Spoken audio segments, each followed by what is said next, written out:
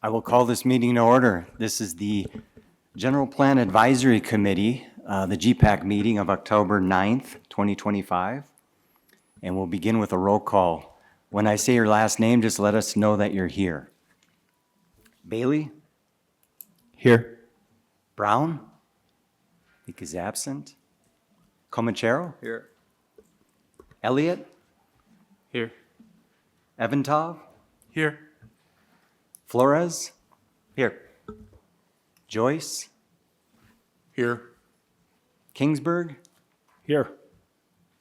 Legters? Here. Lieberman? Here. Luker? I believe is absent. Marine? Here.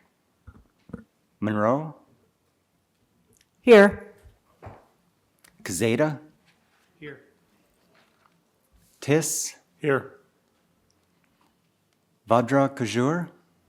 Here. Valdez? Here. And Wilson. Here. Very good. Our first agenda item is welcomes and introductions. And let me begin by saying congratulations to all of you for being appointed to the GPAC. So let's give yourselves a round of applause. So congratulations. For those of you who don't know me, I'm Matt Peters. I'm the Director of Community Development.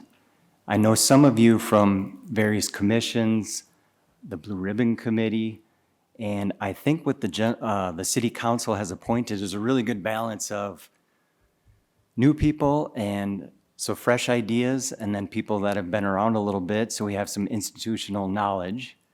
And speaking of institutional knowledge, I just want to say welcome Jeff Comachero. It's not often you get a City Council member come back on an advisory committee, so welcome.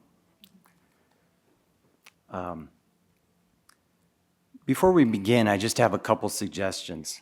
The first is to pour yourself into this process. So we're looking at about 8 meetings. And as a member of the GPAC, you're going to have the ability to influence the future of the city. So don't underestimate that. The second is to ask questions. You're going to hear a lot of terms, acronyms. You're going to hear things like CAP, VMT, CEQA, EIR. Ask what those mean as we go through this process. There's a lot to learn. And then finally, you are ambassadors to the community. So you're going to need to be able to answer the questions, why did the city do that?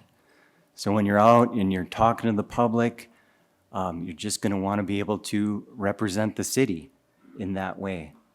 And a lot of what we're going to do, everything we're going to do is going to be very transparent. So everything's going to be discussed here. We're going to be on video for all to see. We're going to have a very transparent process. So with that, what I'd like to do is introduce Laurel Reimer from Sagecrest Consulting. Laurel is an extension of staff. She's managing this project from the city's perspective, and she's our liaison to Amanda Tropiano with the Novo Planning Group, and she's managing the general plan update and the EIR. So with that, I'll turn it over to Amanda. Well, good evening, everyone. Thank you so much for joining us. Everyone got a little preview of the mics going on and off, so thank you. Tonight, we're going to be going over some administrative items related to serving on the committee and hearing some of your initial ideas specifically around your vision and values for your community. So what I do want to encourage is if you'd like to mute your mic, you certainly can, but there are going to be moments throughout our conversations over the next few months where you want to actively participate. If you feel like your mic's giving you a headache, just leave it on so we can kind of contribute. You don't want to be waiting for your mic to jump in. So this is a conversation. I know we're set up around the table in a bit of a formal format, but this is supposed to be a fun opportunity to get to know each other and to share ideas and collaborate on some new ideas. So in that spirit, I am going to switch to the podium just for the presentation side of things. But when we have our discussion, I'll sit back down at the table. So I'm going to head on up there.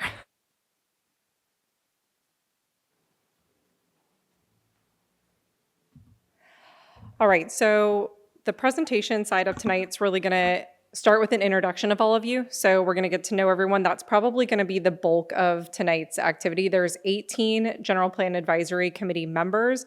There are 16 in attendance tonight. So it's going to take some time to get to know everyone and kind of your perspectives and what you're bringing to the table.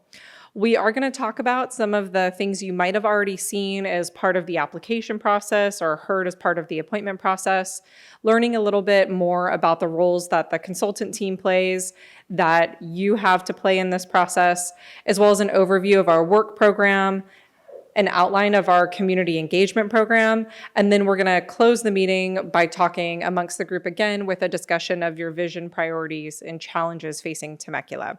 We'll go through some next steps of what you can expect over the next few months as well. So with that, again, this is going to take some time. So we're going to go through introductions for everyone.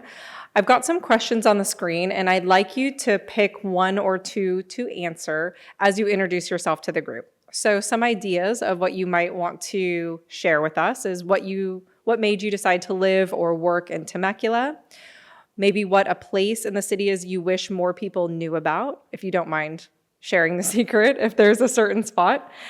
If you had guests in from out of town, how would you spend your day together? So this might be a description of how you start your morning, where you go throughout the day, and how you end your evening. One word you might use to describe Temecula, and you can preface that with how you describe it now, or maybe a word you like to use to describe it in the future, or maybe a trend or change or challenge that you think we might need to prepare for as part of this general plan update. So this is a menu. Please don't answer all of them. Pick one or two to answer as part of your introduction. I promise you that over the course of our 8 meetings together, you're going to talk about all of these questions and get an opportunity to dialogue on all of these different topics. So with that, I'm going to take a seat back down. We're going to start kind of just with David. We'll start with you. So I'm sorry you're in the hot seat to get us started. I did want to introduce a few other colleagues of ours today. I have Abdul Jama with me from De Novo Planning Group. Abdul will be helping us take notes. So he's with my team and will be kind of recording any discussion or deliberations the group is making. And there's also a number of city staff here with us as well, listening in and able to assist if we had specific questions for them.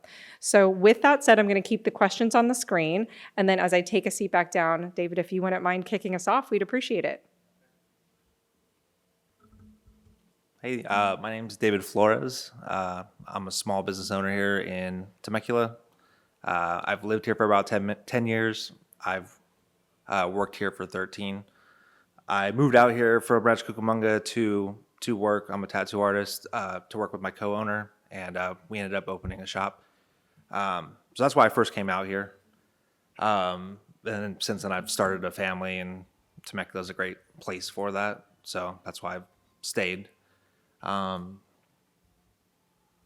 A place that I wish people knew about. I mean, a lot of people probably know about most of the wineries and stuff.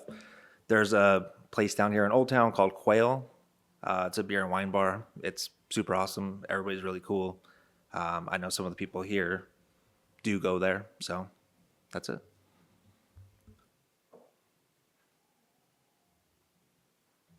My name is also David, and I've been in the utility business for 29 years, mostly electric utility. I worked for Southern California Edison for over 20 years, and I've worked for different giant contractors and small contractors doing water, gas, plumbing, electric, high voltage, and that's really my background, a utility person. The reason why I came to Temecula is for the first time in my family's life, we got caught in a house without a pool during the COVID, and it was horrible. And the second it ended, I went to the hottest but closest place that I can go to, and it was Temecula, and I would love it here. And the word that I would describe Temecula is probably friendly. Yeah, friendly. Okay, my name is not David. My name is Zach. I've been in Temecula for 20 years. I am the pastor of Fusion Christian Church. That's why I moved up here. My wife and I planted that church. Probably the place I wish people knew more about was Yogurt Island, Temecula Parkway. It's delicious. I don't have a pool, so party at David's house. My name's Alex Bailey, small business owner here in Temecula. Two different businesses, Bailey Winery and Wine Country, and Old Town Temecula. I definitely would say a way to spend the day together for a person out of town would definitely be Old Town and Wine Country. I think those are our two most popular amenities. And I think one trend or change we need to think about as we prepare to update the general plan, we're 100,000 plus people here now in Temecula, and I feel like we've grown, and the decisions now are going to affect, like we said, for the next 20 plus years. And I think it's very important we nail this for the growth and how amazing this town is. So, got that. Hi, my name is Jeff Comachero, and Matt, thanks for the introduction. My wife and I and our two young sons moved here in 1989. My wife wasn't thrilled about it. We came from Irvine, and she liked the amenities there, but we just felt Irvine wasn't the community for us. It just didn't feel like us. It's a great place, but so I made a deal with her. I said, let's come here, let's buy a house, and let's give it 2 years. And if we don't like it, we'll go somewhere else. And 36 years later, we're in the same house, and obviously we never left. So early in that time, I got recruited, hoodwinked into joining the Community Services Commission. And we've got a couple people here tonight. And I found that I really enjoyed being involved in the city. And then when one of our beloved early council members and mayor, Pat Birdsall, retired, she asked me to come have coffee with her and told me if I would run for her seat, she would support me. And everybody loved Pat. I loved Pat. And so that was pretty much golden. And I was hooked at that point. So foolishly, I said yes. And I was there for 21 years. But, when I think about one word to describe Temecula, I think it would be consistent. And I think that applies both now and in the future. One of the things that's really led to our success through the years is the fact that those who came before me even really did a very good job in formulating the first general plan and then sticking to it. And I always thought that was one of the most important things we did. Did we ever entertain general plan amendments? Yeah, we did. But it was always for reasons that benefited the city, not just for reasons to enhance a developer's pockets. And that worked out very well for us. So I think we have to keep that in mind now as we go through this process and ensure that whatever we do here through the next months, a year and a half, whatever, is to come up with something to recommend to the Planning Commission and the Council that lives on, not just today, not just in the political environment today or the economic environment today, but is as good 20, 25 years from now as it is today. Hello, everyone. My name is Bhavani Vajrakarur, and I'm the marketing manager for Grapeline Wine Tours and Strider Transportation. What made me work here in Temecula? So, for almost 10 years, I was doing marketing for land brokerage companies, and I wanted to do something different. And when I started looking for a new job, my first requirement was to not be stuck in traffic. And I live in Corona, so coming down this way was very nice. So that was my initial reason. And then I got into Grapeline and Strider, and the more and more I learned about this city, meeting the people, the events, I just loved it so much. And I've seen so much happen over the past couple years, and I just love to see it grow more. And that's comes to my one word I would use to describe Temecula is growing. It's growing a lot. When I came as a visitor years ago and throughout the years, I've just seen the city grow more and more and more, and it's definitely paving a way on a global scale, like with Visit Temecula Valley and the work that they're doing on putting Temecula on as a global tourism destination. So definitely growth is what I see. Thank you. Hi, my name's Will Joyce, and I'm a local Allstate agent here in Old Town. Been here for years, and going to start off by saying that the first question is, what made you decide to live and work in Temecula? My wife and I have 4 children. They're all gone now. Well, one of them came home, but they left eventually. But we have four kids, and we moved from the LA area. And what made us decide on Temecula is my in-laws lived here. And and this was back in the mid 80s, and we used to drive down here to visit them, and I would tell her all the time we'd leave, I said, why would anybody want to live there? Because there was 4,000 or 5,000 people at the time. Well, she decided that she wanted to move closer to her parents, and that's why I've been married for 42 years. I said yes. And we just love it. And when we moved here, it was Rancho, California, and then in 89, they voted, and it became Temecula, which is really a great name.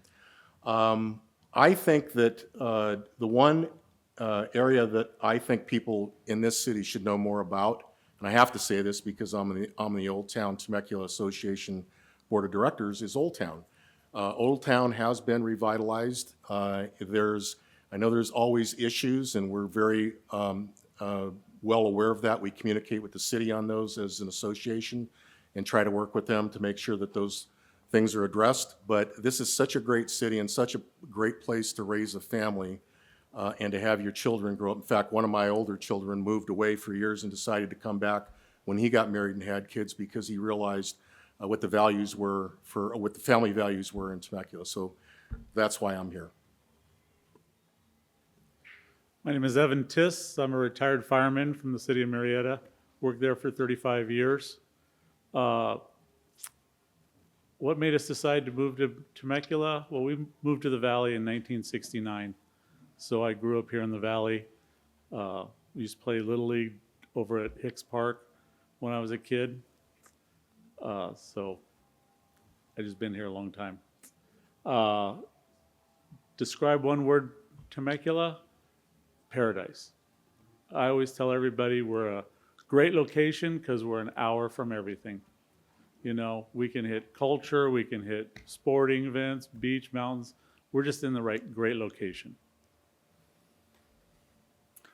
Hi, everyone. I'm Jeff Kingsburg. I've been here since 1987, and I think what brought me here, I was a new educator, a new teacher in Orange County, in Irvine of all places, right, on a temporary contract, and had an opportunity to come out here and get a job at Temecula Valley High School, in the early years of the high school, and stayed. And I brought my future wife out here kicking and screaming, but now she won't leave. So there's obviously a lot good here, as folks have mentioned. But I think the opportunity and the affordability at the time to be able to get in the housing market was certainly something that drew me to Temecula. One little spot I want to mention that is kind of a real hidden gem that I just got to, I think, for the first time this last year is the Rose Haven Heritage Garden. Yes. The Rose Garden is a beautiful venue, a very relaxing venue. It's all run by volunteers, incredible nonprofit. It's a real hidden gem, and that would be a nice place to take someone who wants to kind of get away from it all for a little bit. As far as the trends in the future, I believe we do have a very high quality of life here. And I think what we want to do, and part of our charge as a group, would be to, ensure that Temecula stays a very livable city. Thank you. Hi, my name is Denise Wilson. I am a local realtor, also one of your commissioners. I've lived here in Temecula for 18 years. And I think 2 words that would describe Temecula, one would be family, the other one would be destination, because I believe a lot of people are coming here and they're loving it. And I'm a realtor, so we're selling them homes here, which makes it even better. One thing that I think we could change here that could help with the general master plan or general plan update is to be, how did I say this, better with getting the word out about stuff that's going on in our community. I know we had the workshops and a lot of people were saying, I didn't know anything about it. And I know this is our first meeting and I know there's been some emails and posts about this, but I would love to see all of those chairs filled with our community, because this is something very important that's happening right here in this community. And I know there are people that have voices that want to be heard, because you can see them scrolling on Temecula Talk. This is your time to be here to let us know what's not working, where is the gap, so that we can fix it. It starts right here. So I hope we can do better just by the 18 or the 16 that are here to start sharing what this meeting is about and how they can get involved and come and have a couple of minutes to share with the committee. That's it. Good evening, everyone. I'm Lyman Leichters. My wife and I moved here from Washington, D.C. in August of 2021. We moved here to be near our grandbabies. So our son and daughter-in-law were living in Atlanta, Georgia, while we were in D.C. We decided, since we were watching our grandbabies grow up on FaceTime, we needed to be near them. Our daughter-in-law is from San Diego, so she picked Temecula. She picked Temecula because of the proximity and the schools. And so we are here because of our grandbabies. I have found the city amazing. Had a pleasure and privilege of serving on the Race, Equity, Diversity, and Inclusion Commission with Commissioner Wilson. Am so impressed with the city staff and the commitment of the city. So I just feel really good about being here. Love the city, love the community. I think rather than a word or where I'd spend the day depends upon whether or not they play golf. But the last question is one I think we need to pay a lot of attention to, because there's not one trend or one change that's coming. I think we need to be clear about doing some truth telling about the things that we're going to face as a community, about how we're, the things that we're facing, not only in this community, but across California and across the country, and be preemptive, talk about things we know are coming, and then build that into the planning effort as we move this forward. Thank you. Hi, I'm Tammy Marine. My husband Scott and I have lived in Temecula for 25 years. We came from living in Carlsbad, and so affordability was the reason we ended up here. In the interim, I'm the CEO of Habitat for Humanity Inland Valley, and I've spent 34 years in nonprofit work, including Boys and Girls Club. So one of the things I love about our city is the compassion that people show towards others. And I really embrace the faith community and also the nonprofit community in general, and see that as a viable tool as we continue to build out the city.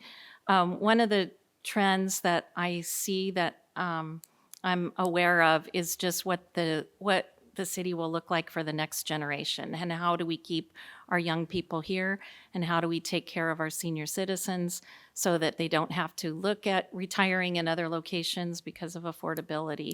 But it's not just about housing for me. It's just about this beautiful place we live and how well developed it's been so far, and just continuing that trajectory.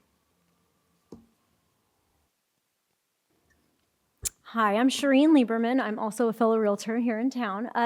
I moved out here I bought a house in 2019. I came here from Vegas, and when I first discovered the area, my mom had moved to Murrieta, and I had no idea where Temecula was on the map. I got out here and I was blown away. Not only was I blown away by the community, I was blown away of the beauty and just the neighborhoods, the parks, just all of our natural resources out here. And so within months, I was convinced. So we bought a house, didn't even come and see it, just bought it online basically, and moved out here. We also opened a small business. Unfortunately for our timing, 2020 basically blasted us completely. So as our community grows, I know a lot of small businesses come and go, and I'm starting to notice that a lot here. And I've noticed that a lot of small business will come, and either they do really, really well, or they crash and burn really quickly. So I think focusing on small businesses, because any corporation can come out here, any big company can come out here and do well, but I think focusing on small businesses out here is going to be really, really important, and making sure they thrive, because it's a great area, but I also think it's a little tricky sometimes. So.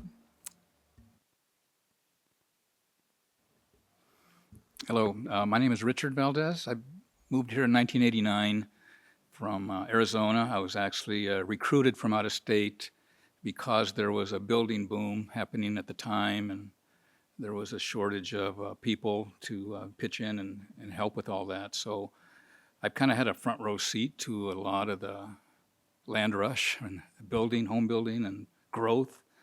So I'm pleased with the way the neighborhoods have turned out, how the city has turned out. Raised my kids here. They're fine. It's a great family town.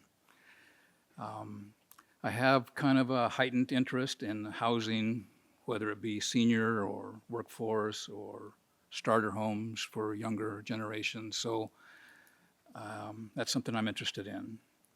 One little thing about a place that people should know about, I think, is the restaurant Casa de Lucy on Jefferson Street. I think it's been open as long as I've been here.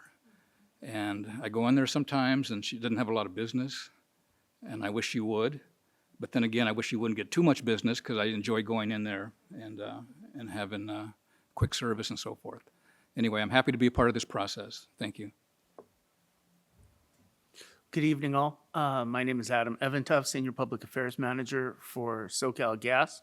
My wife and I moved down here in '98, lured by affordable housing and in-laws. Very similar story. And I think the word that leaps to mind is deliberate. The success of Temecula and its economy and its community has to be because it has been very deliberate in its planning. This didn't happen by magic. And so my goal is to, in some small way, help further that planning for the challenges that are going to be put upon us, either socially or through regulation from the state and from the feds. So anyway, look forward to working. And if probably the one place that I wish people knew more about is probably David Quezada's house.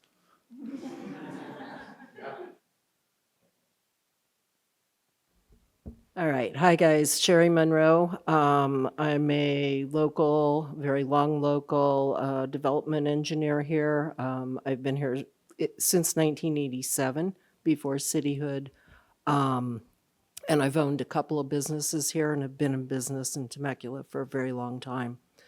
What's important to me on trends or changes is to ensure that we continue to support small businesses in any way possible, because these are the jobs our kids are going to keep and be able to stay here. I've got 3 kids.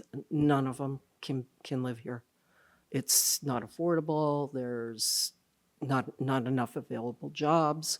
And my biggest struggle as a business owner is attracting and keeping quality employees.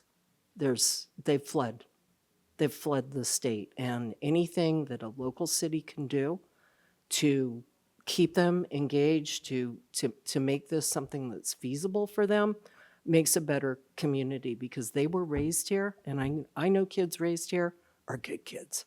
So that's the trend I'd like to see, and I love everything about Temecula. You know what? It's home. Thank you. All right, well, thank you all for sharing. We're going to get to know each other really well through this process, and I'm excited to be here, obviously, so we're going to dive into a little bit of our background, roles and responsibilities, and then again, the end of the meeting, we'll be able to have a better dialogue about some of the issues we just touched on, and then I'll give you some other ideas to think about as well.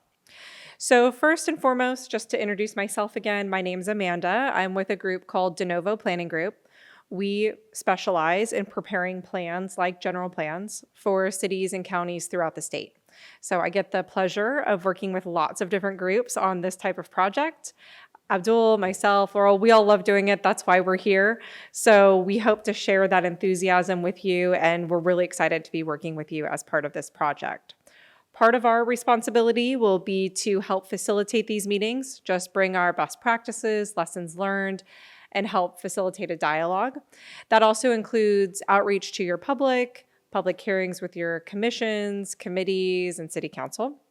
We also serve as the primary author a lot of the written documents you'll see. That includes the physical general plan update, which we'll talk a little bit about what's included in that document, but all of the background documents, technical studies, things of that nature, we write that as well.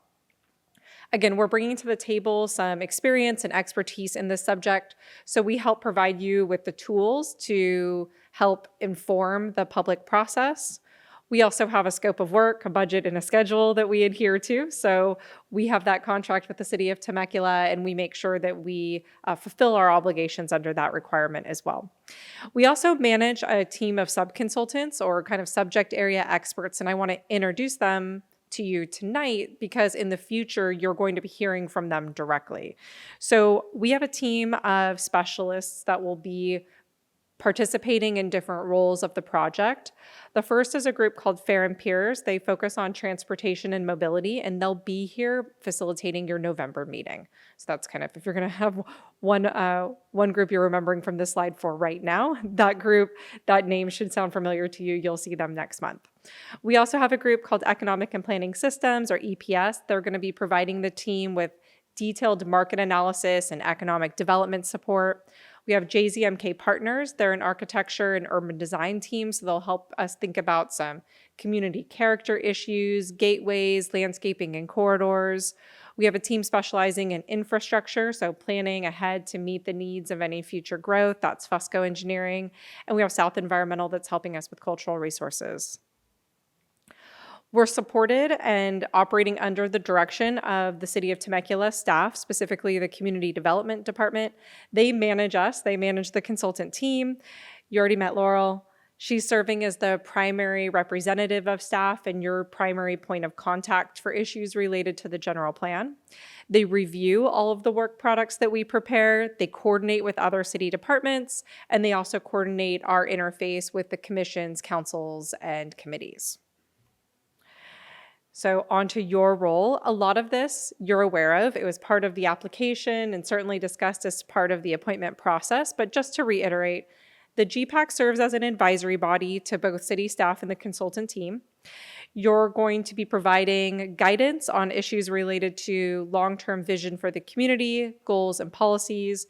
You'll also be diving deeper into specific areas related to land use decisions, transportation alternatives, and you're responsible for really representing the community's interests and serving as ambassadors of the general plan.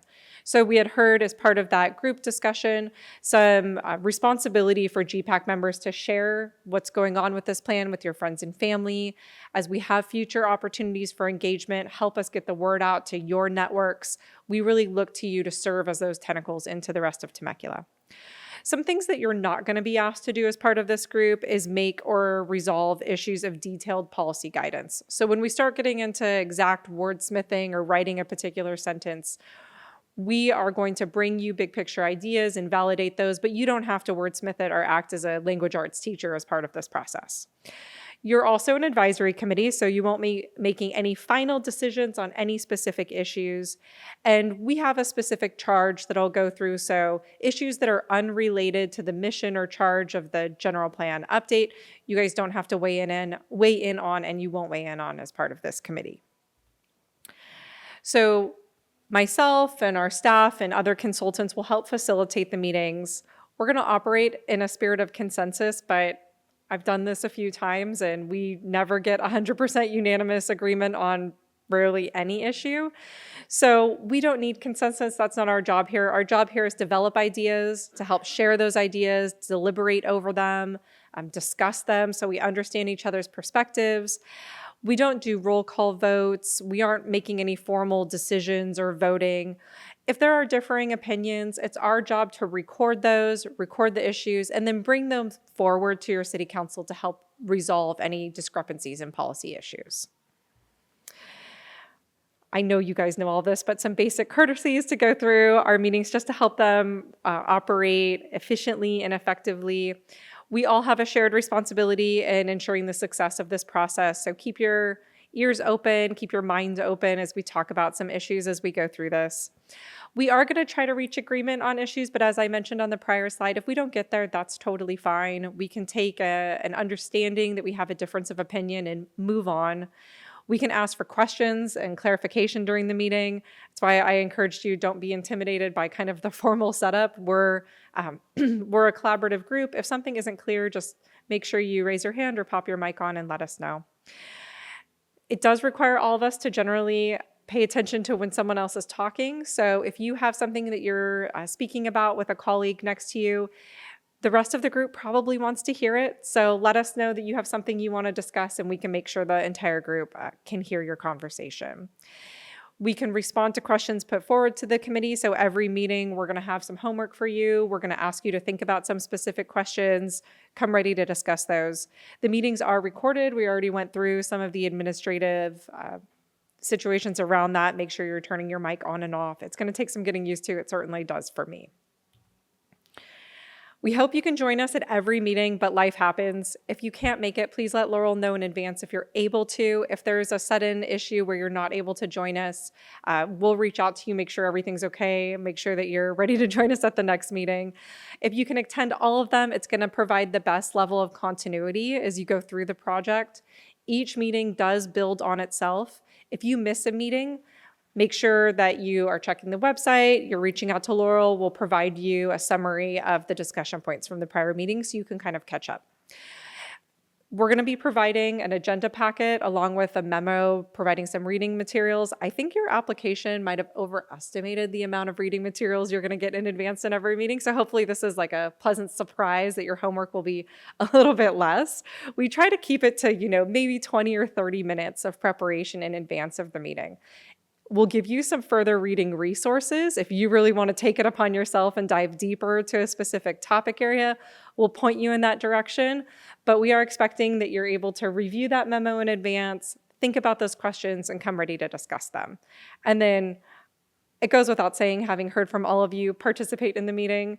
We won't be calling anyone out specifically. Our job is to help make sure everyone can contribute, but be ready to participate. Don't feel intimidated or nervous. We're all here, level playing fields. Please join us. And then again, just to promote those community-wide opportunities for input. So your goal, big picture, is to arrive at a draft general plan that's prepared and submitted first to the Planning Commission and then second to the City Council for their review, comment, input, and ultimately adoption.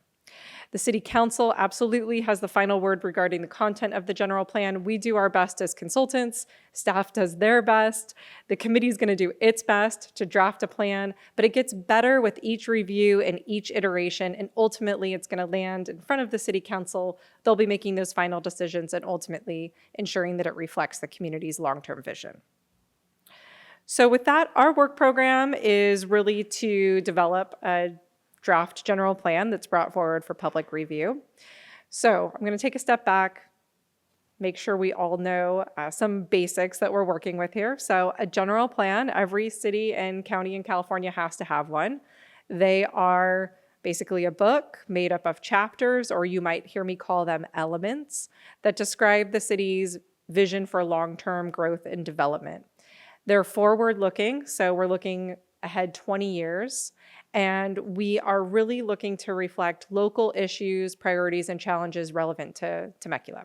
So while every city and county has to have one, each one is different. So if you start looking at maybe the general plan of a community in California that you grow up in, or that you have family in, or that you went to school at, you'll see that the structure is similar, but the actual content in them is unique. We are building off of recent city plans and programs, in particular the city's quality of life master plan, which really laid the groundwork for a lot of the ideas we're going to be exploring further as part of this process. Our work program has to include extensive community input. We need to hear from all segments of the community on issues ranging from public safety to community services, to future development plans, to noise issues. We cover it all. And ultimately, a general plan is looking to balance growth, sustainability, and the quality of life that we know makes a place like Temecula so special. So the overall work program generally starts with an identification of community priorities. So that's really where we are right now. I see some familiar faces for those of you that joined us at some of our open houses over the last few weeks. Thank you so much. I'll be sharing some of the results of that work as we go through the presentation. We'll be moving into a discussion of topics related to your land use map. So that's the map in your general plan that has different colors on it that talk about housing can be built here, shopping can be built here, jobs are going to go here, parks are here. As we develop an update to your general plan, evaluating and thinking about that map and where development occurs and how it occurs in the community is kind of a key component of that. And we explore that through a process of alternatives discussion and ultimately arriving at a preferred land use plan that we use as the basis for the general plan update. The general plan itself, the policy document, includes goals, policies, and programs. And then we are packaging all of that together kind of in a cohesive document that represents that overall book or series of chapters. We'll be preparing an environmental impact report, or an EIR, that analyzes the potential impacts to the environment that may occur over time as the community develops, and then bringing forward all of these documents to your Planning Commission and City Council at a series of public hearings. The community outreach program started in earnest in late August, early September. I almost want to close my eyes when I ask this question, but who received, those of you that live or work in Temecula physically with a physical address here, received a postcard in the mail that talked about the general plan update? Does anyone remember getting it? I see some in the audience too. Very good. So a physical postcard was delivered to almost 50,000 addresses in Temecula, to every resident, to every address in the community. Not everyone reads their mail, not everyone reads the postcard. So it's not a total fail-safe, but with that, we did hope to let the community know at the beginning that we are getting started on this. If there's anyone you know that didn't know that this project was going on or still doesn't know, we encourage you to check our website. So you'll have that information on your sheets in front of you, but you can reach it at temecula.generalplan.org or through the city's main website as well. On that website, there's a video describing the general plan update. So that's a great snippet that you can share with your friends and family. It's about 2.5 minutes. It's going to cover a lot of what we're talking about tonight. The city's been promoting this effort on social media. It will continue to do so as we work through the next 2 years. There'll be opportunities for the public to share their feedback through online surveys. We'll be notifying interested individuals through emails and newsletters and providing other informational material at the counter, at local businesses, to the school district, and so on. In-person opportunities include the 5 open houses that we just finished last night. That was really to kick off the project. And we were really excited to see a lot of your community join us at those open houses and share some of their initial ideas. We'll be having a series of different workshops as we hit key milestones throughout the project. So as we have our land use alternatives ready, we'll be coming back out to the community and asking for feedback on those. Of course, once the draft general plan is ready, we'll be back out there. There'll be pop-up events where we go out to the community where they're located and meet them, asking for input. Obviously, the role of the General Plan Advisory Committee. We have interviews with key stakeholders or major property owners that help us better understand the issues and opportunities facing Temecula. Meetings with your Planning Commission, your City Council, and then as part of the environmental review process, we hold a meeting to discuss kind of the key components of that document called a scoping meeting.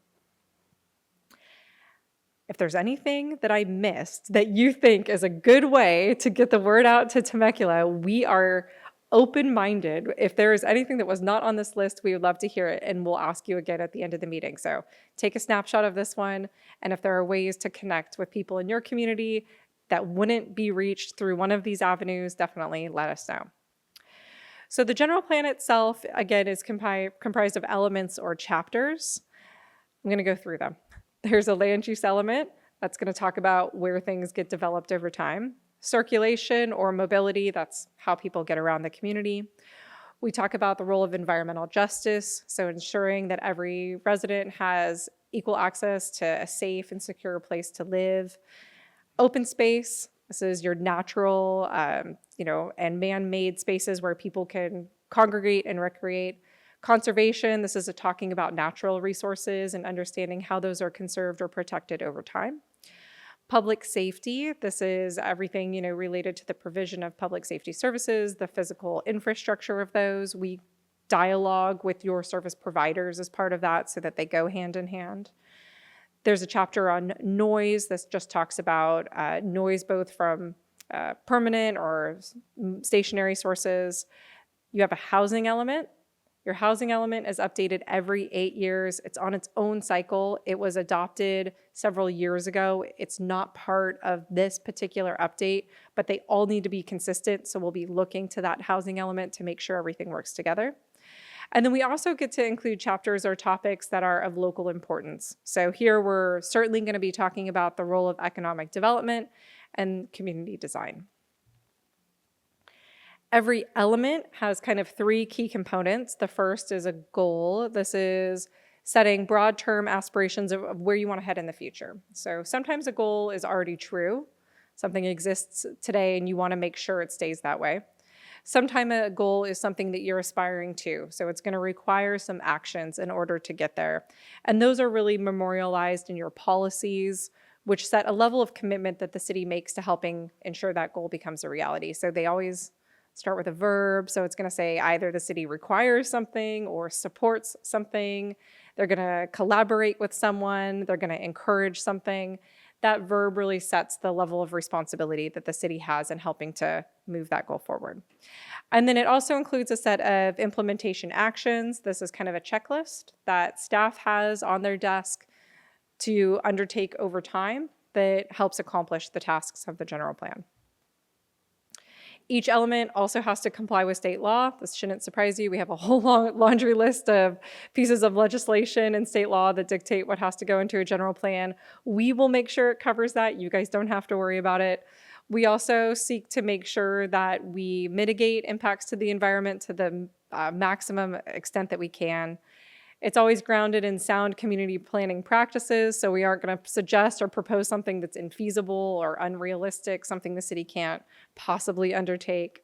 It reflects the goals and priorities of the Temecula community, and they all need to be internally consistent. So we can't give you guys direction in the land use element that conflicts with something in the mobility element. The environmental impact report, this is the EIR. It's what happens kind of at the tail end of this project where we study potential impacts to the environment as a result of additional growth in the community defined by the land use map. It's prepared concurrently with the general plan, so we kind of, again, make sure that we're mitigating those impacts as much as we can, and we may incorporate some more technical ways of reducing environmental impacts into the general plan so that it provides staff with a really easy tool to implement. And then ultimately, we're at public review and adoption. Once everything's drafted, it goes out to the community. We collect that feedback. We workshop with the public to solicit additional information. We share that input with the Planning Commission and City Council. And then following their direction, we kind of finalize the project. So that's the end of my presentation. We are going to spend the rest of our time tonight talking about the vision, priorities, and challenges, including I'll give a very quick summary of some of the information we heard at the open houses. But with that said, any questions on anything I covered? Yes, sir. I just have 2. Who is preparing the environmental impact report? You said we, and is that the de novo planning group, or is it a different? De novo will prepare the EIR. Okay. And then I don't know if this question is appropriately directed to you or maybe Matt. I didn't see like a revenue element or a budgetary cost prohibitive element here. And I don't know if it's within our scope to be trying to work or consider a revenue for the city, or whether or not I'm working on a proposal that can never pass in the city's eyes because it's too cost prohibitive. Is that an element that we're going to be considering, or that's not within our scope? So the general plan will consider the city's existing fiscal situation, its revenue, its expenditures, and we evaluate the land use alternatives based on that information to determine, is the plan being put forward or all the alternatives being studied fiscally possible? You know, does it cost more to, would it create a negative revenue stream for the city? So we do talk a little bit about that. The general plan itself also covers the topic of economic development, which will touch on issues of fiscal sustainability and long-term viability. It won't analyze specific proposals or actions that may occur in the future. For example, if the general plan determines that or recommends that there be an additional trail access at some specific point, we wouldn't be analyzing the cost of that access point or the funding sources of it. That would be a subsequent action the city would take to determine the viability of a project when that was brought forward. If I didn't answer your question, maybe you can clarify and also let Matt chime in as well. So we have another planning document, and that's the Quality of Life Master Plan. That identifies the city's 7 core values, and then that informs the city's annual operating budget and also its capital improvement program.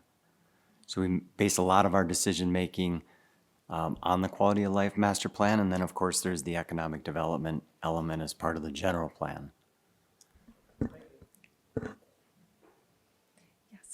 In one of your early slides, it suggested that we won't discuss issues that are not brought before the committee. I think I'm paraphrasing, so I may be getting that wrong. But is there an opportunity for us to bring issues that we think need to be in this space? So our charge is related to topics of the general plan. So it would need to fit sort of within the 10 topic areas you see on the screen here. So if it's related to any of these, I would suggest that's appropriate for discussion, assuming it's looking long-term. What would maybe be outside of the city's charge would be, a public safety issue that happened last night and the community's looking for feedback on the police response to that issue or something. Okay.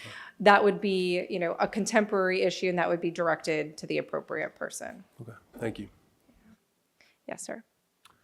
I appreciated what you said about representing the community's interest and serving, as a community ambassador, maintaining that community-wide perspective as opposed to our own individual perspective. My comment, I guess, or question is, I don't believe that this committee has been announced. I know there was an email that went out internally and we received it, but I don't think it's been announced to the community. I know it's not on the webpage. So I guess my question would be, our comment would be, it might be helpful to, now that you've gone through the vision workshops, to get that word out to the community. And that way, if there are people that we're connected with, they could come to us and perhaps give us feedback. Because I know obviously the goal would be to get everyone to participate directly, be a direct participant, but some might prefer to be more of an indirect participant and provide some feedback to one of us on the committee. Thank you. Yeah, very good. Thank you. All right. Any other questions? Yes, sir. Relative to the timeline, Yes. You mentioned that De Novo will be doing the EIR.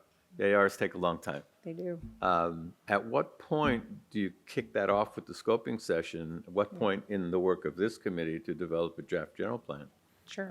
And how does all of that impact then your contract with the city and the ultimate timeline? Sure. So our project schedule is about 2 years, and I divide it in 2 halves. The first half is arriving at a draft general plan, and the second half is preparing the environmental impact report.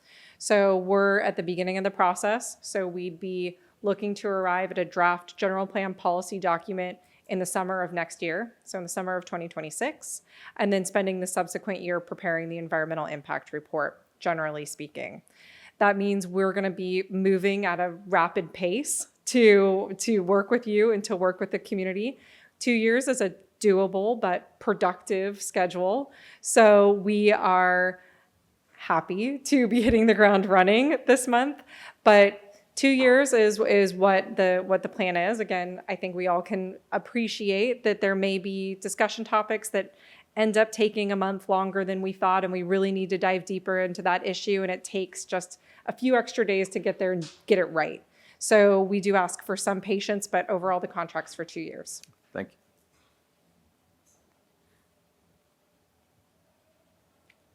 Okay, very good. I'm sorry. Yeah, just a quick question on Yes. the housing element. Sure. That is the one that's reported to the state housing authority? And That's correct. Okay. A lot of people probably don't know that we're bound by that, and we have to stay within the limits. So Just wanted to Yes. make sure that's where that was on this pile. That is it. So there, your housing element is one of those chapters of the general plan.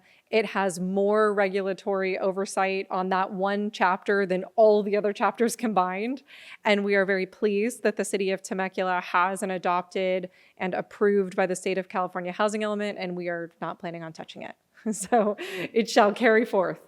And I should point out that Amanda and DeNovo prepared our housing element, so we'll be consistent. Matt, where are we in the 8-year timeline of that housing element? It ends 2029. So hopefully the general plan, a target adoption is in 2027, and that'll help set us up for that next housing cycle. All right. So with that, you've certainly heard enough from me. I do want to share some highlights of the open houses that we've had with your community over the past few weeks. And as part of the group discussion after this, again, I see some familiar faces. Please feel free to supplement what I'm sharing tonight, because this is going to be a very brief summary. Our last one was yesterday, so we don't have a official readout for you as a result of those. But we were happy to go out to the community over the last 3 weeks and host 5 pop-up events in different locations throughout Temecula, where we asked the community to weigh in on a series of ideas. The first was about their vision and values, asking first and foremost what they love about Temecula. That's always where we start a general plan from. We're not starting from scratch. There are qualities that make this place special, and our number one job is to find ways to preserve and protect those as the community changes over time. So we asked people to weigh in on that. We had a topic related to sustainability, climate adaptation planning. As part of this work, kind of as a companion document, we'll be preparing a climate action plan, or a CAP, you may hear me say. This really just dives deeper into the topic of sustainability, air quality, and greenhouse gas emissions, so we asked for some input on that. We had a mapping exercise that broke the city into big maps with different quadrants, where we asked participants to weigh in on where new development may occur over time, areas that should be preserved and protected, particular intersections or roadways that needed special attention. And then we also had a station for transportation and mobility, where people kind of helped prioritize possible ways of spending their fake Pirates coins, for those of you that were there. Yes. I'm sure we will, but we'll have an opportunity to weigh in on the cap. Yes. So below are just some images on the screen of some of those events. We were at Vail headquarters. That's the picture you see here. We were at Margarita Rec Center. We were last night in Red Hawk. We were at the library, and we were at Meadowview. So those were the 5 locations kind of throughout the community. Again, this is not exhaustive.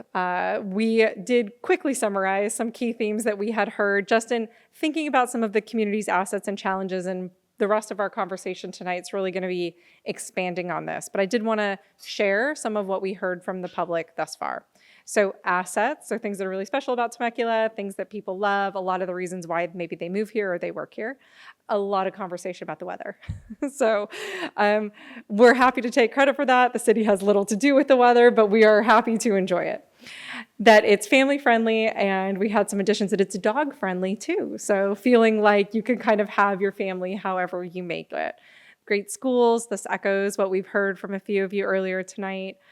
Your wonderful parks, Old Town being a fantastic place. Again, dogs showed up a few times. Maybe it was the locations we were at. We're very excited about that.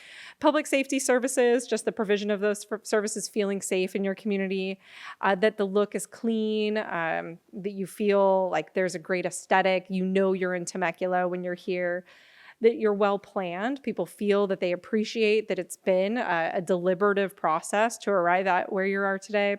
Your wineries and agricultural history, the look and feel of different communities or neighborhoods in Temecula. So feeling like you have a good recognition of different segments of the community, and they each have their own distinct identity.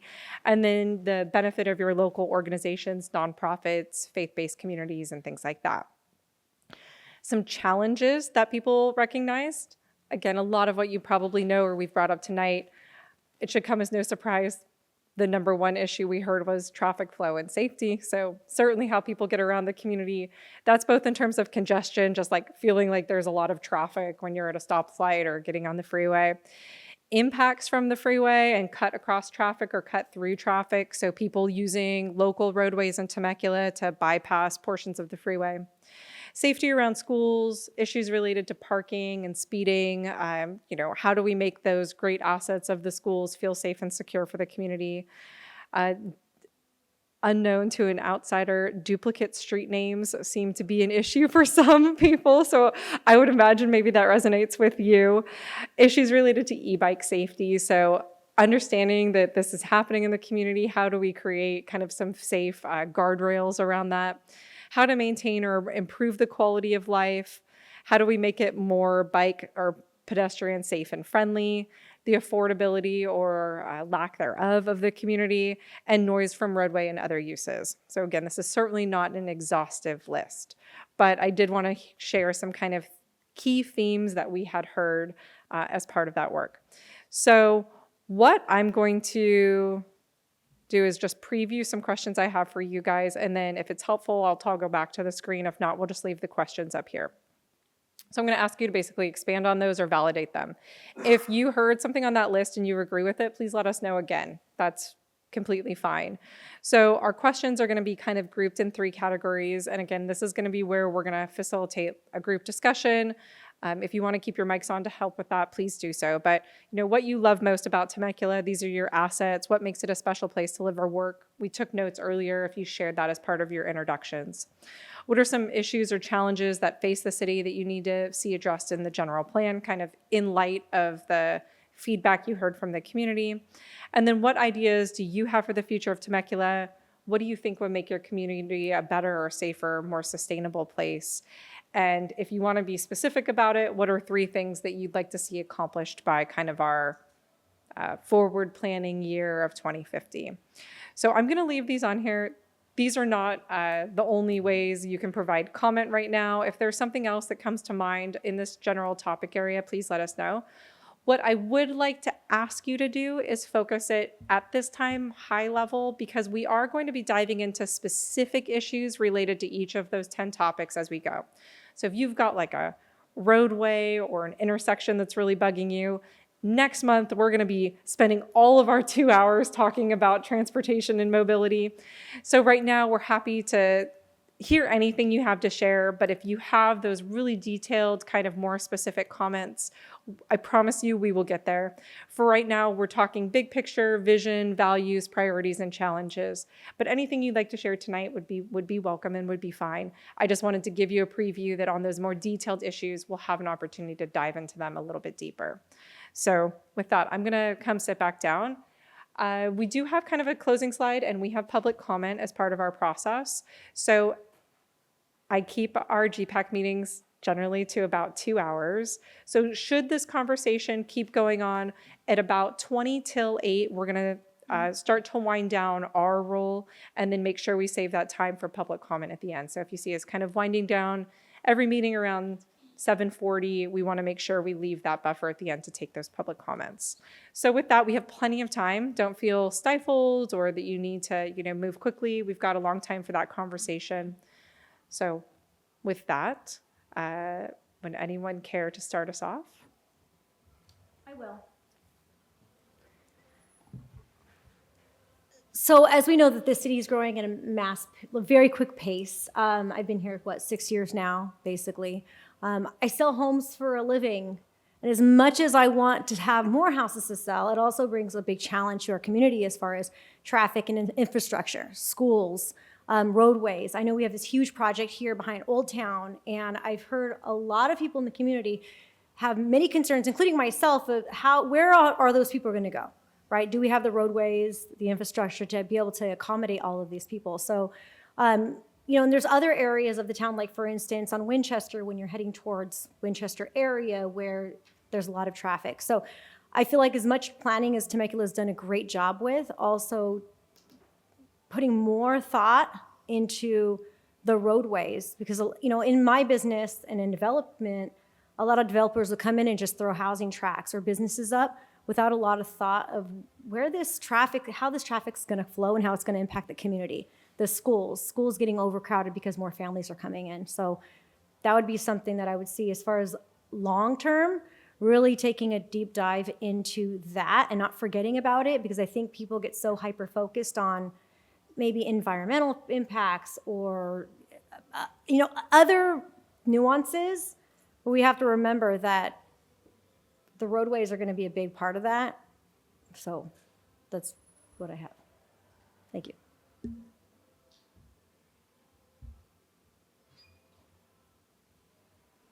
Yeah, on that subject, because that's currently what we're talking about, a big part of the circulation problem in some of the areas of the city are connectivity with other cities and roadways, or lack thereof. So I don't know if, and Jeff, you may know this, and have we had talks with Marietta regarding, because Temecula is doing their part to push Diaz through, and it stops at the city line. Do we talk? Have we challenged them to come to the table and maybe have conversation about it with part of this update? Because they're in the middle of one too. There have always been those discussions with Marietta. I have to say that today our relations seem to be pretty good. Wasn't always that way. Anecdotally, I don't even know if you know this, Matt, but years ago, we were discussing punching Jefferson through, Inez through to Jackson, which ultimately got done, and it's done now. The Marietta mayor, in particular, strongly opposed that. And his concern was we were only going to allow his residents to come and shop at our mall. And I tried to tell him, well, it's going to open up that whole new corridor, develop it. But I won't go there. But we actually, I think I can talk about it now, it's so long ago, but in a closed session, one of the council members, I won't say who, actually said, why don't we just go ahead and pave the damn thing in the middle of the night? Excuse my language. Obviously, we couldn't do that, but that's where that was. So there have been challenges through the years, and Yeah. thankfully, it's better. Once we eventually did punch that through, it made a huge difference. It's huge, and it's becoming a life safety issue at Winchester and Jefferson. Yeah, It's I bad. agree. So it might be time, while they're processing and doing the same process that Temecula is right now with their general plan, to maybe have a hard talk about it, because it's still on the circulation element. Mhm. So. I think, and Jeff, you'll remember this, I don't remember what year it was, but there was an influx of housing development in the unincorporated areas north of us. And the county issued housing permits or building permits without addressing the infrastructure issue. And I believe the city sued the county, and I don't remember what the result was. But that today is still part of our problem. There really is no way for people that live in French Valley, in Winchester, and even up in Marietta. They will come down Winchester, which provides a logjam of traffic to get to the freeway. And then, of course, recently, we've done some great work with the freeway interchange, and we've alleviated a little bit of that problem, but that's been a huge issue for years. And, I don't know if that's part of this committee's responsibility, but that has contributed to it, and it was a major issue. I go back to when we had stop signs on Winchester, and we had a dairy farm instead of a mall, but, Sheep. progress is We had progress. sheep, cutting Yeah, we had grass, sheep, yeah. yeah. Are there plans for Date to be a freeway exit? Because I know that would alleviate Winchester a Yes. lot. Like, I live in that area right in Harveston, and every single time I get off at Winchester, I'm like, please, Date, come on, let's do this. So I haven't heard anything about it as much Yeah, Googling as I've done. that's the French Valley interchange. Right, is that Yeah. what that's, okay. Yeah. Because I'm waiting with bated Phase breath 3. every day. Phase 2. Okay, because I know Murrieta Hot Springs is a disaster as well. Yeah. Especially with the new That's part of the mall, last shopping phase of center. the freeway improvement. Yeah. When is that slotted exactly. to be completed? Well, no, No, the last date, the phase. French So Valley. we can provide more detail at the next meeting. Okay, But there's another phase, and that could actually maybe be 2 phases. So it's going to take a little bit, and it's very expensive. I'm sure. But for the good of the group, just wanted to let everyone know it was brought up, talking to Murrieta and some of our other neighbors, actually on a parallel track to the city's general plan update. The city of Temecula, Murrieta, and Menifee are working with the county on a regional traffic plan. So, and the county's working on that, and we're utilizing the same consultant as we are on this process. That's Fair and Pierce. So Oh, that's helpful. just wanted to let everyone know that we're going to be looking at the city's traffic, but we're also looking at the surrounding region. Yeah. Just a comment, really. I find it interesting with the community input that you put on the screen. For years, I think we still do. Every 2 years, we did a citizen survey to find out what our citizens wanted and how they felt and the like. And invariably, the number one issue, the number one asset that they enjoyed was the city's small-town feel. Yeah. And it's not on there. And I think that's interesting because I don't think that's changed necessarily. That's probably a small sampling. But I do think as we go forward, that's going to always be something we need to consider. Yeah, and we just updated that survey, and we have the draft results. So there will be a presentation to the city council, and then we'll share those results with the GPAC as well. I was just going to mention, that reminded me of talking about the thing that I value the most about Temecula. It's that small town charm.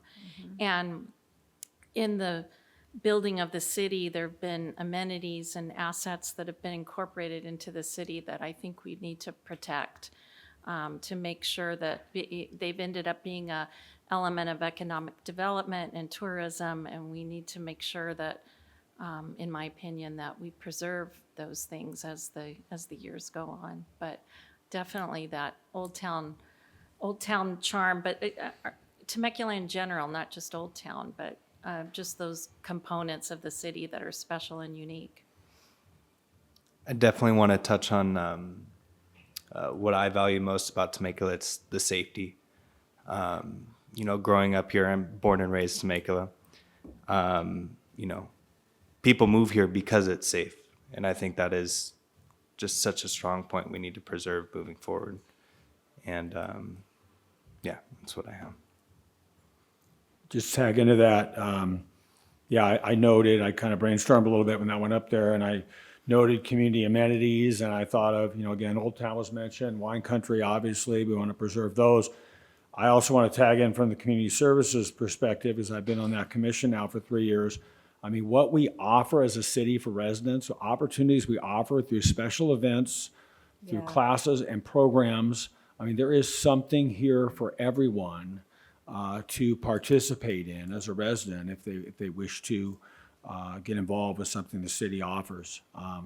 So I've obviously been very impressed by it, and that sort of drew me to Community Services Commission. I agree with you 100%. I think that's what makes our city special. I'm thrilled that the Halloween Carnival's coming back. I can't tell you how excited I am about this. It's silly, but I feel like these are the type of communities that bring our community together. In a lot of cities, I lived in Vegas for 18 years. You do anything in that city, they want you to pay to walk in the doors. In any big city, it's that same way. So the fact that this is something that is given to the community and not something that they're profiting off of, I think that's what makes us, it makes us feel more special than other places. So I agree with you. Yeah.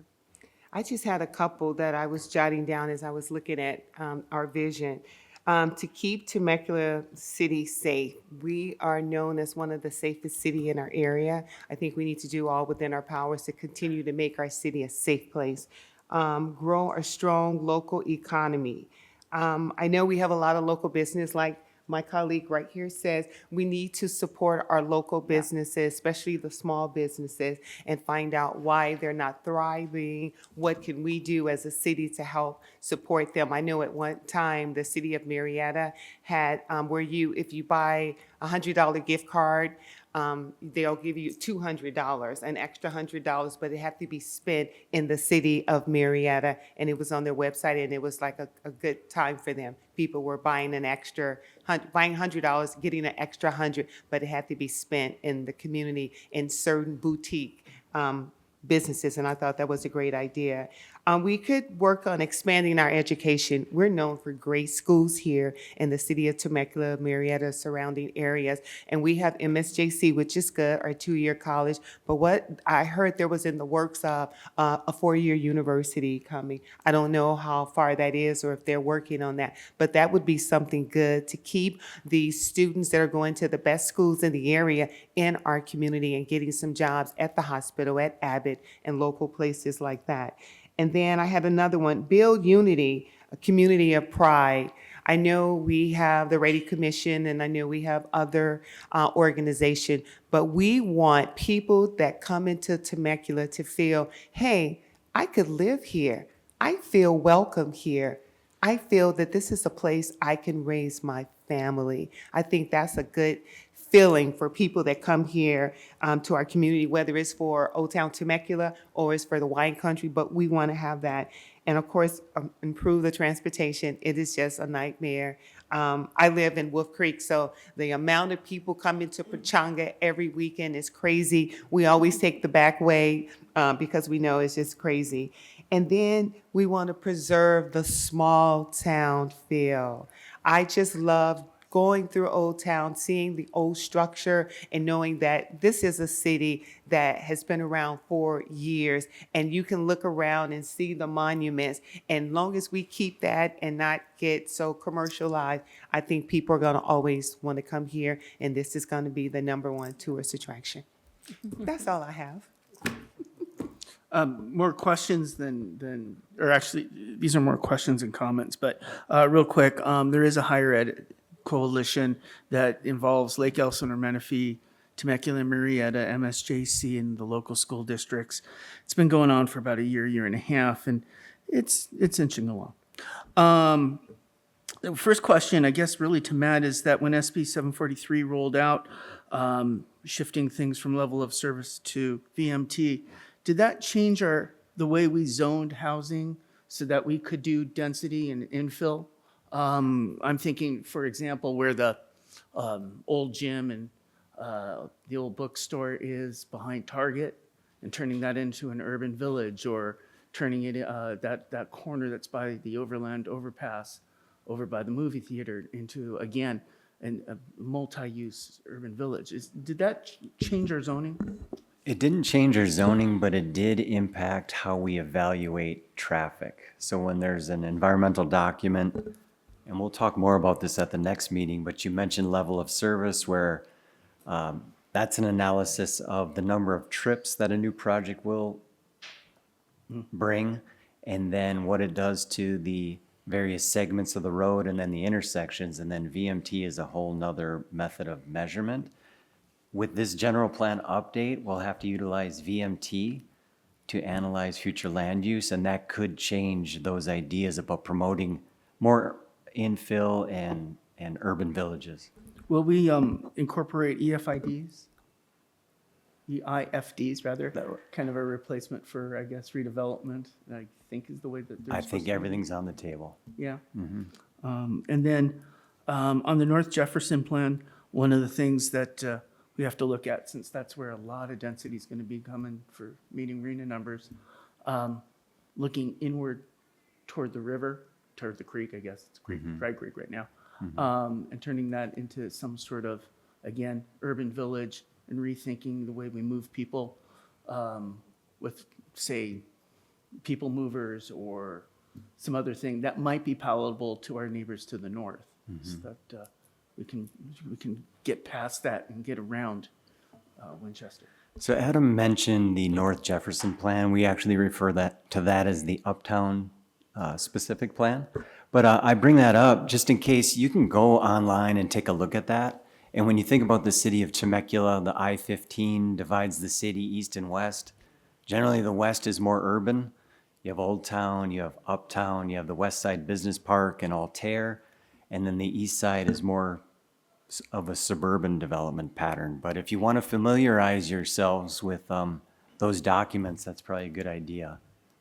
And those are available online on the city's website.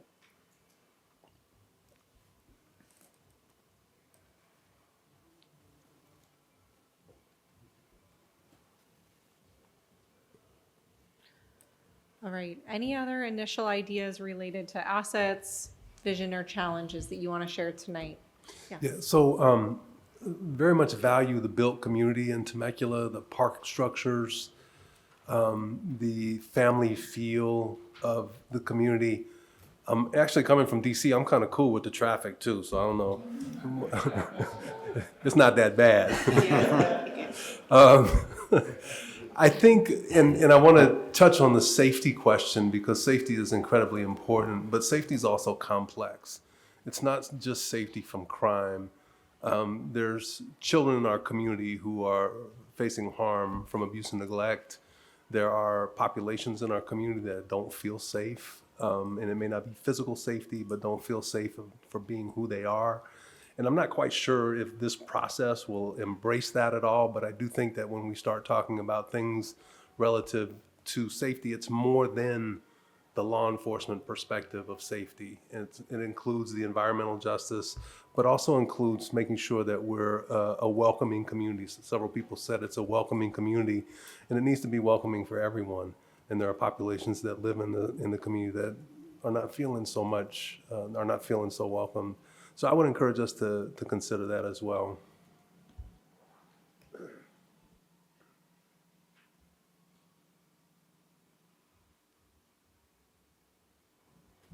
You guys will just have to bear with me because I'm on the vision side for mostly focusing on the 2050, so they might not be feasible ideas, but I wanted to express them anyway. I think it would be really cool for the city in an inexpensive location to make something that's called like data center drive, something like that, and not in an area that's going to make our congestion worse. And this could attract the potential, all the AI meta data centers and the mega centers. And mostly it's not because I want to help the mega centers and the wealthy get wealthier. It's because I'd really like to see a mega center where all of our young people could have really good jobs. And those people usually come with thousands of jobs. And what they're shopping for is a place where they could build a big data center that has the power and the energy in order to feed them. So you'd have to work with Southern California Edison or any electric provider. And they're trying hard to be self-sustaining with solar and hydrogen plants as best as they can. So we need a place.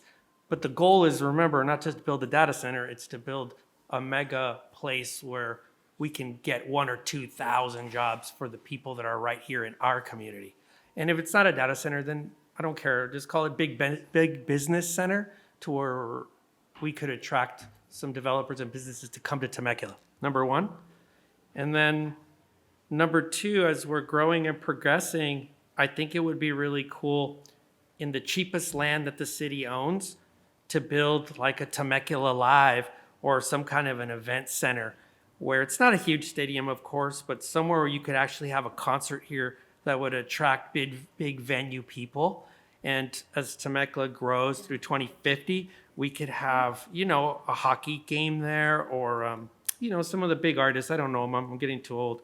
But somewhere where it would be really cool for people to come to Temecula and not just let the Pachanga host that, but it be Temecula Live with a nice strip center and a bunch of cool restaurants and so on. And people are proud of going to Temecula for that as well. And then this is unvetted in my mind. It was just a map.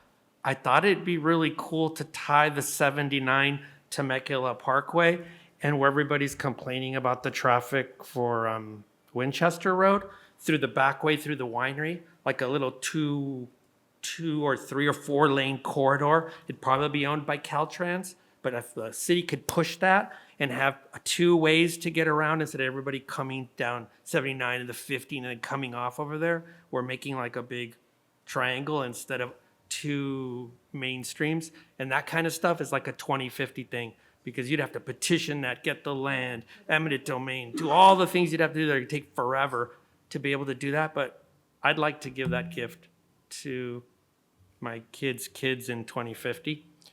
And then the last one is, I don't know, just a problem that I don't have a solution for because it's not building something, is that in the short time I've been here in the last 5 years, I used to see one or two homeless people, mostly off of Jefferson and so on. And I'm really, really heartbroken and sad to see that they're in front of the grocery stores at Vaughn's, at Albertsons, and they're everywhere. And I think that we should do something about it, and I'm willing to do anything to help, because I don't like seeing them, because I feel for them, number one. And number two, I don't think it's safe for them, and I don't think it's safe for my daughters and my wife to go grocery shopping and so on. And I would just like to be able to address that in any way possible. And I'm sure if it was easy to solve, then somebody would have solved it 30 or 40 years ago. But I don't want it to happen in our town, and I think that there's something we could do about it. And if anybody wanted to start a committee, I'm joining that committee to help try to resolve that problem.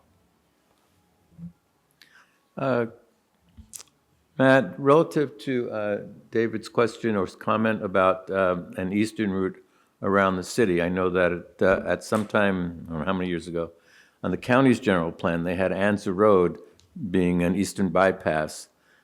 I'm not sure if they kept that on their general plan or they took it off. Do you know? That's part of what we're looking at as part of that regional traffic study. Good. It's on the general plan. yeah. I checked like 2 weeks ago. Thank you, Sherry. Now, the viability of it is another thing, but it's there on paper. Yeah.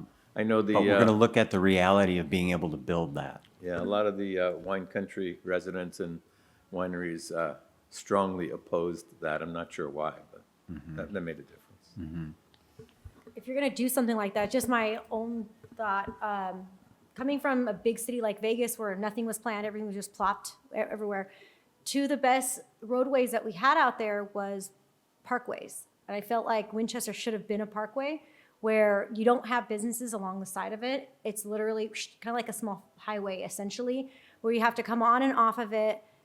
And because I think that's the biggest problem is having housing butted up against it and businesses butted up against it. So if there's future growth, you can't expand it at any time. So having a parkway where it's slightly elevated, above the rest, even if it's just, 10 feet or whatever.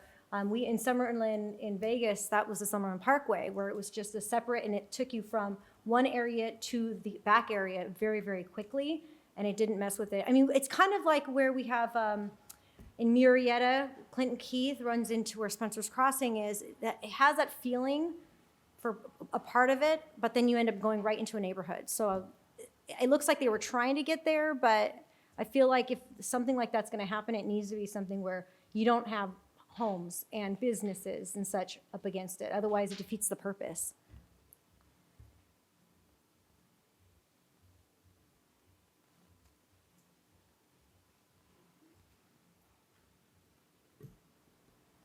I'll make one other comment. It's kind of obvious, I believe, but I think it's important to get on record moving ahead if this group's going to create a vision to improve the city, for the next 25 years. It's like as far as what David said about an event center, Temecula Live, I'm envisioning that, and I've been to a couple live places in other communities, and you see people out and about and walking around and being able to, as a pedestrian, move from place to place and do so very freely. And we really don't have those pedestrian-friendly zones here to speak of, and we need to develop that. And then I was, not celebrating it, but being familiar with our schools, I'm kind of glad it got noted on the challenges that the school congestion was noted. I think that's important because it's a huge safety issue. And, again, the mornings and the afternoons around our schools, it's a traffic zoo, right? I mean, and I know we don't control the variables there as far as how to move kids from place to place. We don't control transportation with the school district, for the school district per se, but I think we can continue. I know we have a working relationship with the school district. We continue to collaborate with them and we're gonna have to be very, very creative. But obviously, in going through, being on the Community Service Commission, I got a peek in a city email about at least the draft of the community survey, and to no surprise, the number one concern is traffic congestion. And I would imagine it's the number one concern for most of us. I mean, a lot of people have spoken to it, at least around that issue. I know there's no easy answers, but I think at the end of this process, hopefully we'll have a couple of creative solutions toward improving that. You know, we have some great comments here, and it struck me that so many of the things that that we're hearing, the city has tried, contemplated, for one reason or another rejected over the years. And we got to look at those again. We've got to get out of, well, I'm looking in the mirror. Got to get out of that mindset, oh, we tried, it doesn't work. Well, maybe it didn't work 10, 20, 30 years ago, but that doesn't mean it's not going to work now. And the need is more intense now. So as we go forward, I think we need to keep that in the foreground rather than the background. Let's not dismiss things that were tried before, because it's a new day. I have sort of a question about the specific plans, because you said we have an uptown specific plan. I know we have an old town specific plan. Does anything we do here relate to those specific plans? How do those intermix or? That's a great question. So I'll give a short answer now, and in 2 meetings we'll talk about it more. Specific plans are master planning documents for smaller geographic areas of a community, uptown, old town, the mall. These all have, specific plans on them. Temecula has quite a few of them, more than a dozen, less than 2 dozen, somewhere in that range. Specific plans act as part of your zoning or as part of your development code. So your general plan is kind of at the top of your planning pyramid, and your specific plans and your zoning code help implement your general plan. So what may happen as part of this process, if ideas are put forward that would maybe rethink land uses in an area that currently has a specific plan, there may be an opportunity in the general plan to highlight that, to point that out, and direct, with the support of the General Plan Advisory Committee and support of the City Council, a future amendment to a specific plan to help implement that vision.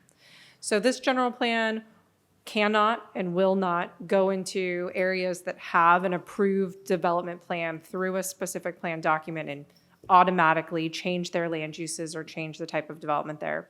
But it could set the stage for a future change as part of the actions. I would add too that if something's not directly addressed in a specific plan, then it reverts back to the general plan. So it just depends on what. With noise specifically. Yeah, with noise. Yeah, with noise specifically, the Old Town specific plan relies on the general plan. Mm-hmm. So that is one of the specific elements or chapters. We've had lots of talks about that. Yeah, yeah. Cool. Sure. So we have the mall, the college, Costco, Hobby Lobby, and that whole lump of retail, and it's all sliced up by major thoroughfares that have to deal with carrying most of our city's traffic and traffic from outside of the city. Or could we at least explore what tools we could use to help future redevelopment in the long run, so that if Brookfield decides, okay, we really need to blow the top off this mall and modernize it into something much more current, or add residential to that to create that village, that walkable village, and across the street, as well as incorporating possibly dorms and such for the college, for a possible four-year college. What tools are available for that? Since we don't have redevelopment anymore, could we explore that? Yeah, we'll put that on the list. That's definitely in the realm of what we'll talk about. Okay, so any final comments as part of this just general discussion? Again, tonight was obviously an introduction. We appreciate all of the initial ideas. It's going to take some time to kind of sit with these thoughts and hear from your fellow committee members and think about, how to expand on those as we get into the more specific topic areas. We've got a few more minutes for the group. So if anyone hadn't spoken up and has anything they want to share tonight, now's a wonderful time. Hi, I wanted to, and this probably falls under the economic development umbrella. When it comes to travel tourism, obviously the revenues from it do, come through taxes and things like that into the city. And currently, there's been a downturn in tourism with everything going on. I just wanted to know, is the tourism side addressed in this GPAC? Is it part of the plan, or is that kind of more of like the Visit Temecula Valley branch that takes care of it? We'll definitely touch on it. Absolutely.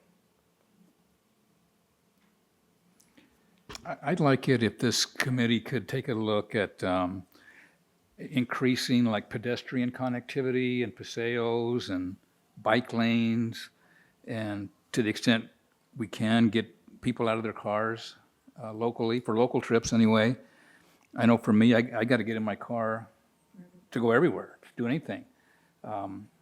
So the other thing that I think I lack in my area is there's really no commercial, retail, anything within walking distance.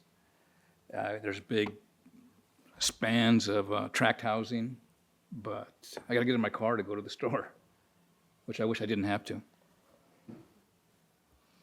I just want to kind of piggyback a little bit on the amphitheater comment and the fact that when we first moved here, we always used to tell people we're an hour away from all these different amazing cities.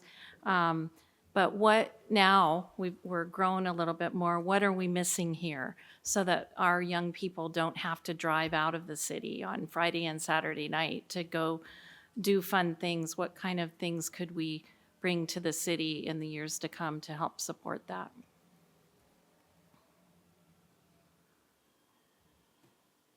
You didn't know you were going to have background music tonight, did you? And pretty good music.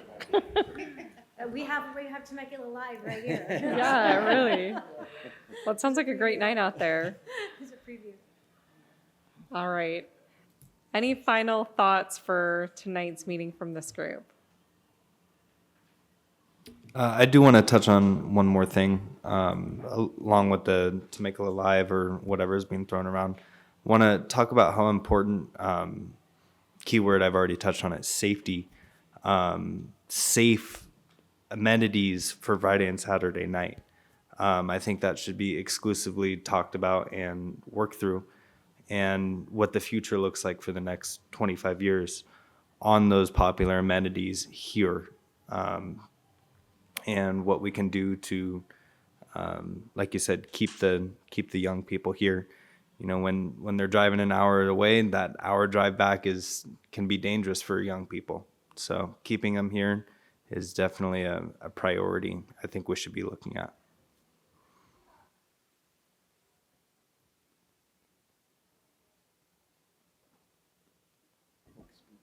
All right, so I'm going to finish up my part of the slide. I just have one more on next steps, and then we're going to go to our public speakers. So any other questions for me as part of that before I just do a quick closeout here?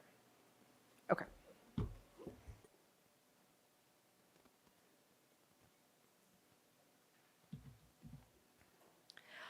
All right, so we do want to give you just a preview. And again, this is a pretty fluid process. I want to stress that we are responsive to the conversations we're having and the needs we have. We try to time the meetings and the topics based on where we think the discussion is going so that it's most relevant for the group. What we do know is that our next meeting is definitely scheduled for November 13th. Again, that's the second Thursday of November. That's your mobility and circulation discussion. That's confirmed. It's going to be right here in this room. Our specialized traffic planning and engineering group, Fair and Peers, they're going to be here. They're led by Katie Cole, who's wonderful, has a great history of working in transportation and mobility here in Temecula and in the region. You're going to have a wonderful conversation with her leading that effort. It's going to include, I'm sure, what will be a very lively discussion about traffic, transportation, mobility, and all of those things related. You'll receive some kind of preview questions and reading assignments to help you get a lay of the land in advance of that. Again, please take a look at that. You'll be ready to rock and roll on that November 13th meeting, definitely. The next topic is scheduled to be economic development. It's going to cover things like tourism. It's going to cover things like EIFDs. It's going to cover things like revenue streams. That's going to largely be led by our consultant team from Economic and Planning System. That's going to be in January. So we're planning on taking the month of December off just to allow everyone to have a little bit more space that month. We'll be back at it at the beginning of the year. Again, plan to be the second Thursday of January. That would be the 8th.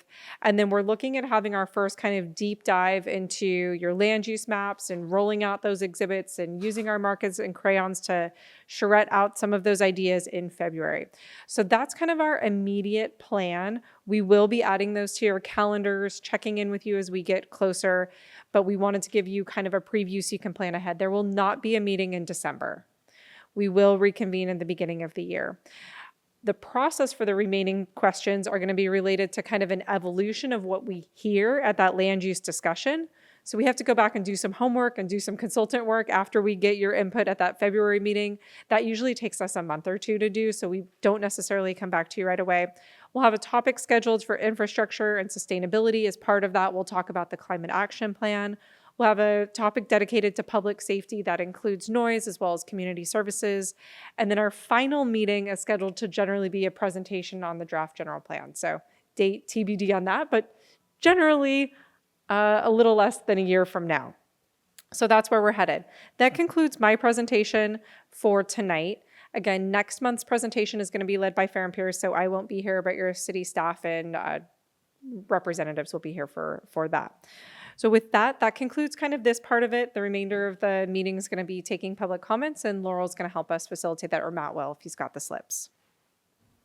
So we have 3 public speakers, and on the agenda, 15 minutes is dedicated to public comments. So we'll give each speaker 3 to 5 minutes. The first speaker will be Lewis Todd.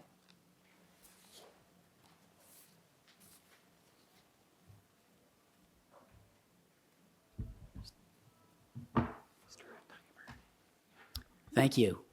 My name's Lewis Todd. My wife and I moved to Temecula in 1986, so 39 years ago.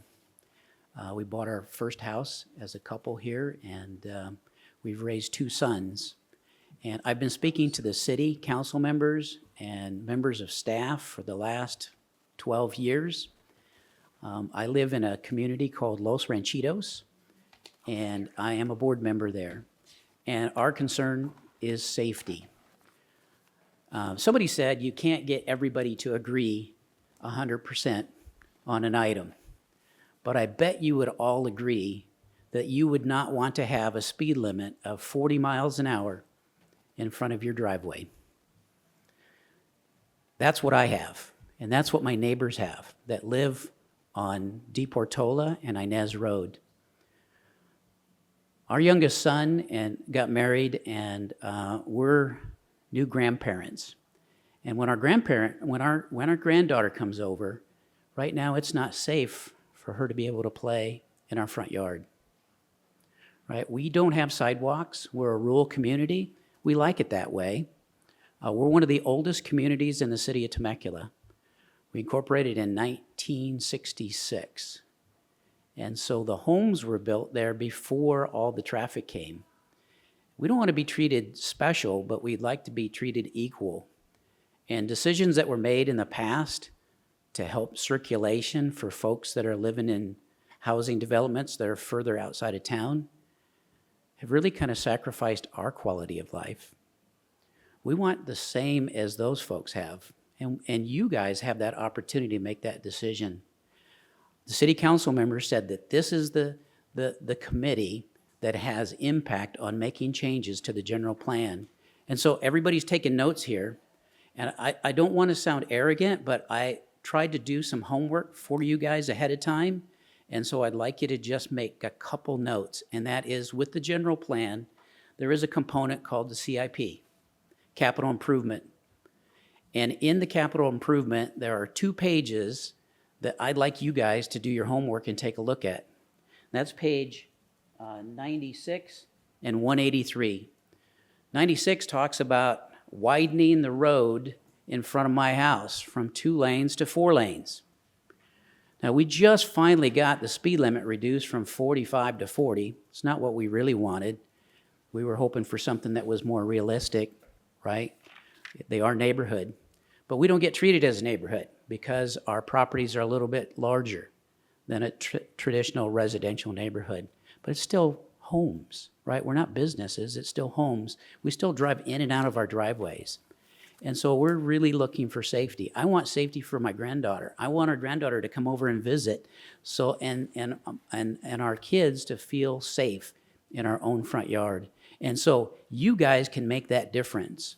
The city council has publicly stated that they support the idea of removing the widening of Inez Road, the widening of La Paz Road, and the widening of De Portola roads, which run through our neighborhood. But it needs to be changed in the general plan. You guys can make that recommendation. That's something that's tangible that you could do today, right? The first day of your committee, you could say, this is one thing that we could do to make our community better for residents that are here. We support you. I'm so pleased that this many people have stepped up. I'm listening to the questions and comments that you guys are making. I think this is fantastic. My wife and I, we were fortunate both to be able to work here in this community. My wife retired. She worked at the Water District for 33 years. I own a small manufacturing company here in Temecula. I'm an engineer. We manufacture quality control equipment, and some of our customers are here in town.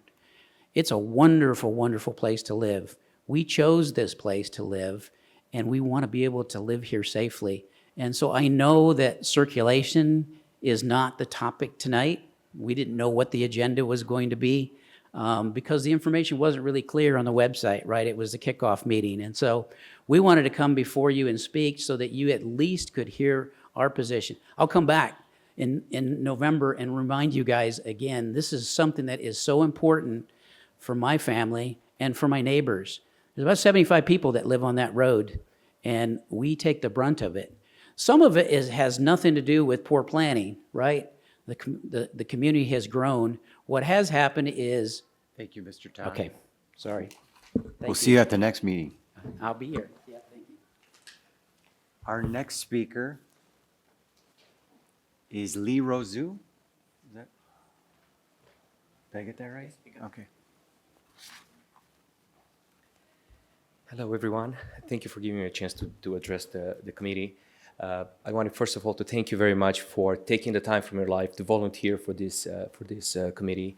I think it's important that we look at the city of Temecula's future, and hearing here what the values were held high, like safety and family, I think we're in safe hands.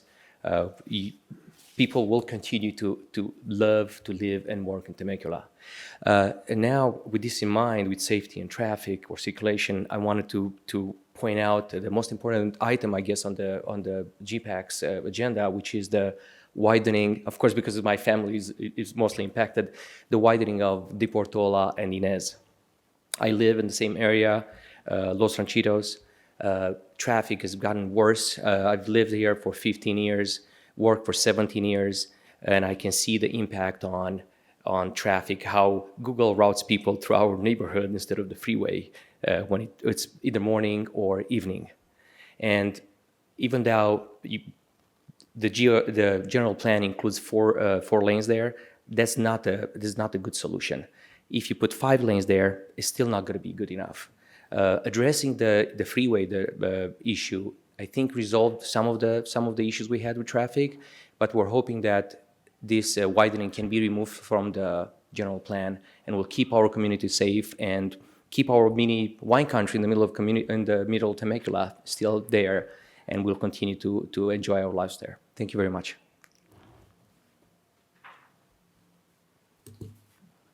Our next speaker is Mark Letourneau. Good evening, everyone. Thank you for giving me a chance to address the committee. I wanted, first of all, to thank you very much for taking the time from your life to volunteer for this committee. I think it's important that we look at the city of Temecula Good evening. Thank you for the opportunity to speak, and congratulations to each of you for your appointment to this valuable committee. Thanks. My wife and I moved to Temecula in 2000, small business owner, also a retired Marine, and I'd like to ask you to consider that just because there's something that's in the 2005 version of the general plan, don't assume that that should go on. Please take a look at those items that are there and don't just rubber stamp them. Oh, somebody else figured it. You guys have already touched on a couple of important items tonight, and that is how do we grow? Just because, and as Jeff pointed out, just because we didn't do it before doesn't mean that we need to not do it in the future, or vice versa.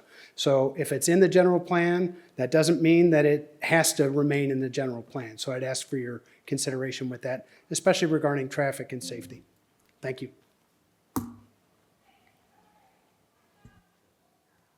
Shut it off.